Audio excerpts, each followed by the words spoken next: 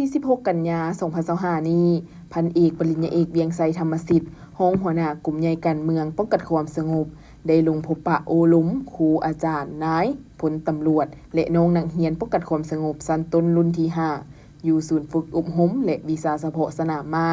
โดยการให้เกียรติต้อนรับของพันโทสมภาวันหลวงลาดหัวหน้าศูนย์ฝึกอบรมและวิชาเฉพาะโครงการกลุ่มใหญ่การเมืองป้องกันความสงบพร้อมด้วยครูอาจารย์และน้องนักเรียนเข้าร่วมให้การต้อนรับพันโทสมภาวันหลวงลาดได้รายงานย่อผลงานการเคลื่อนไหวตลอดระยะ7 เดือนผ่านมาคณะพักคณะศูนย์ฝึกอบรมและวิชาเฉพาะได้เอาใจใส่นำพาสีนำอย่างใกล้ชิดติดเทศกับครูอาจารย์โดยเฉพาะติดตามแผนการขึ้นห้องลงห้องการส่งความรู้บทเรียนการสอนของครูอย่างเป็นปกติพร้อมทั้งสรุปประเมินผลของการเรียนแต่ละระยะ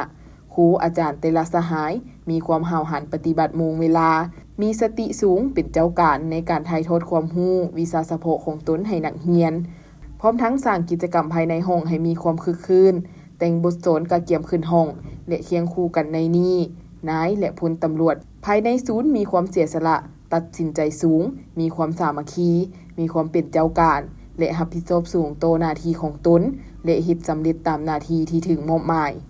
โอกาสนี้พันเอกปริญญาเอกเวียงไสธรรมสิทธิ์รองหัวหน้ากลุ่มใหญ่การเมืองป้องกันความสงบได้เน้นหนักให้คณะศูนย์ฝึกอบรมและวิชาเฉพาะพร้อมโดยครูอาจารย์และนักเรียนทุกสหายให้สืบต่อปฏิบัติหน้าที่การอบรมศิษย์สอนบำรุงก่อสร้างพลตำรวจให้ได้รับประกันคุณภาพตามมาตรฐานที่กระทรวงศึกษาเว้ารวมเว้าเฉพาะก็คือกระทรวงป้องกันความสงบวางออกให้สอดคล้องกับแนวป้องกันชาติป้องกันความสงบในแต่ละระยะเพื่อรับประกันให้นักเรียนที่สำเร็จการศึกษาจากสถาบันแห่งนี้